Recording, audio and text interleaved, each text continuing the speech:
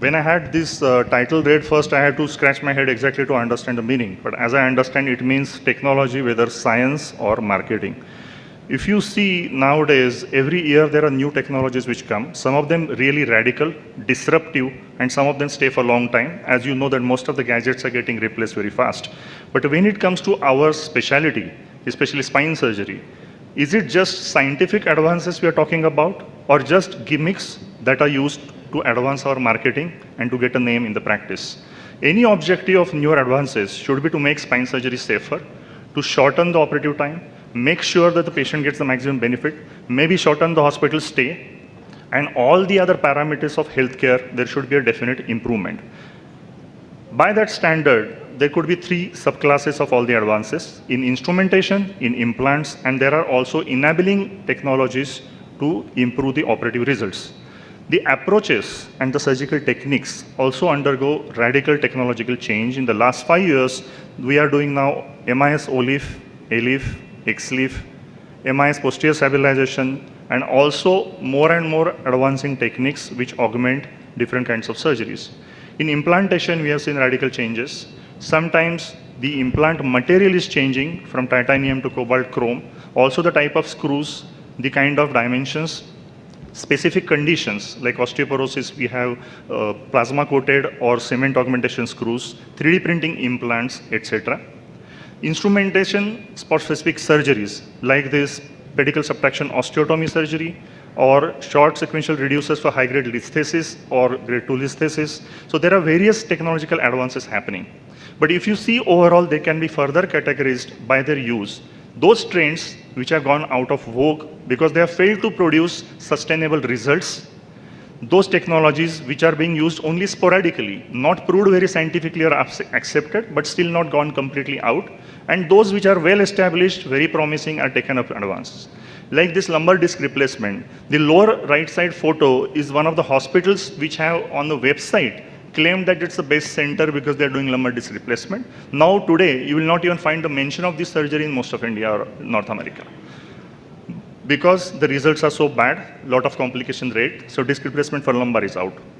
Dynamic internal fixation or dynesis, lot of implantation problems, screw loosening, failures, they're out.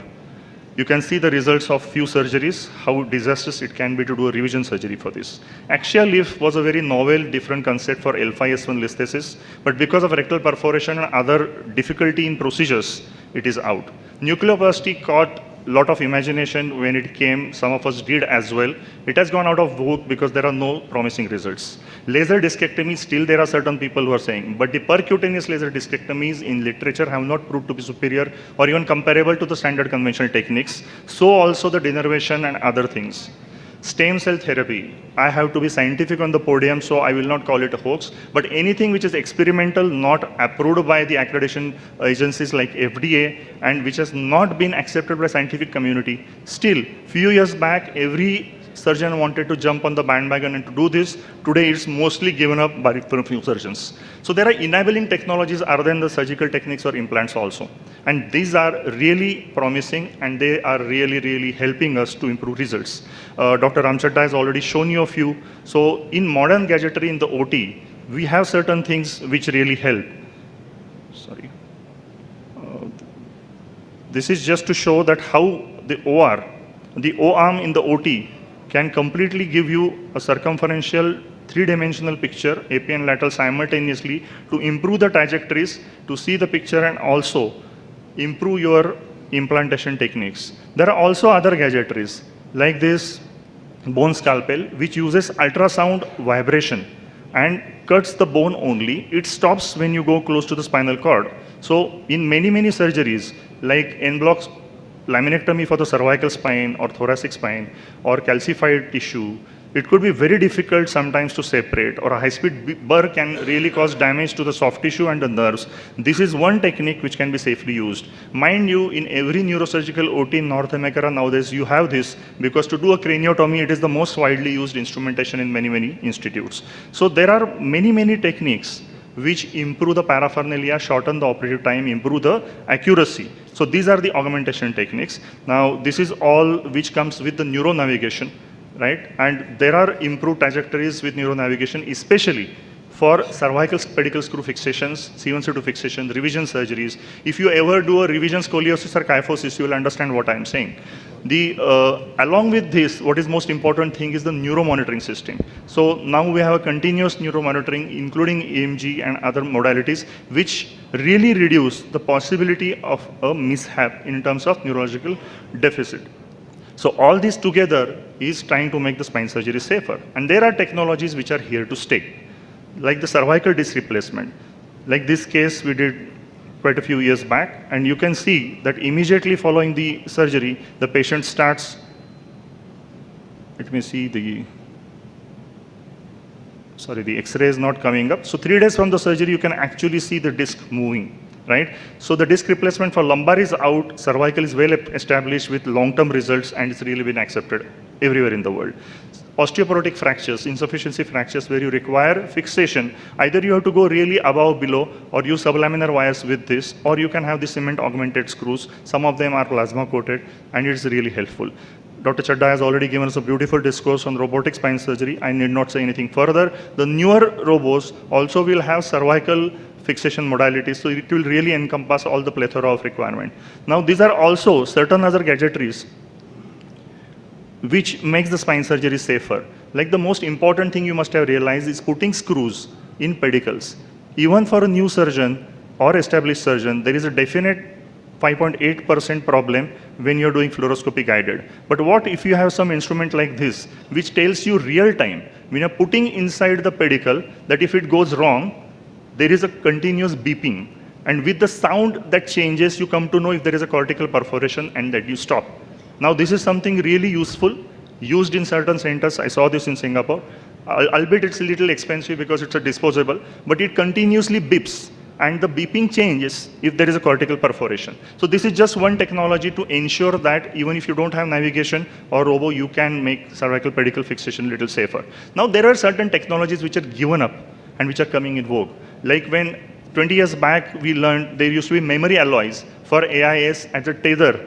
And it was thought that as the child will grow, on the convexity if there is tethering, like you have stapling for epiphysis in extremities, this will help. Now, which was given up, but it has come out in a big way in the last 4 or 5 years. Like last week, we were in Italy for Scoliosis Research Society. There are at least 3 papers, and excellent scientific publication is started coming in, where the anterior tethers really help in certain cases, which is done thoracoscopically. So these are the technologies which is making a comeback with a little fine-tuning or improvement which are there to stay. And then there are technologies where it is very, very confusing. If you see the literature, interspinous implants, many of the senior surgeons, they denounce, but there are also a lot of minimal invasive surgeons or even standard surgeons like me and Abhay. We are using for selective cases certain kinds of implants which have good results, right? So literature cannot be the gold standard for everything. You have to also see which journals, what kind of indications, and where the data is coming on. So these are technologies which are still present, used sporadically. Now let me come to the basic of this question, whether scientific advances or marketing. Remember that any new technology introduced by a company has to go through a different cycle, from invention to marketing to actually making it available to public and making it widely accepted. Now remember, the most important step here is the marketing. Otherwise, none of these technologies will be available or known to us, right? So what happens when the new technology is introduced? There is a evolutionary cycle. First, the new technology is taken up people who are technologically very, very aggressive or pro-techies. Then the visionaries who realize the potential in a certain technology. Then the pragmatists, they will follow. Wide majority will accept. And the rest of the conservatives, the skeptics will never join, right? So you have a sort of a bell curve. Lower down, you can see innovators, early adopters, then the majority, and the late majority. So what does it mean? Actually, it means that it also depends on your personality prototype.